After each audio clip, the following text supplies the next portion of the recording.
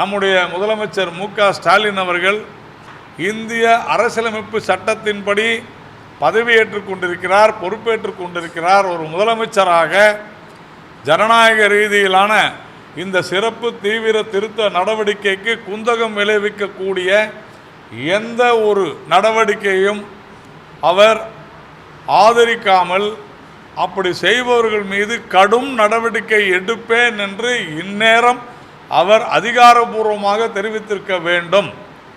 அதை விடுத்து அவருடைய அமைச்சர்களின் மூலமாகவும், ஏன் அவருடைய ட்விட்டரிலேயே எஸ்ஐஆருக்கு எதிராக பல்வேறு பழிகளை போட்டுக் கொண்டிருக்கிறார்கள். எஸ்ஐஆர் என்பது என்ன?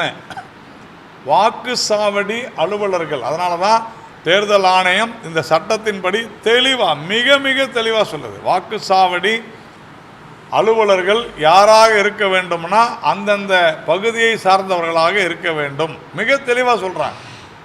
தங்களுடைய அன்றாட பணி முடிந்த பின்னர் அவர்கள் நேரடியாக அந்த வாக்குச்சாவடியில் இருக்கிற மக்களிடம் வீட்டுக்கு செல்ல வேண்டும். ஒரு 800லிருந்து 1000 பேர் தான் இந்த ஒவ்வொரு வாக்குச்சாவடிக்கும் வாக்களிப்பவர்களாக இருப்பார்கள்.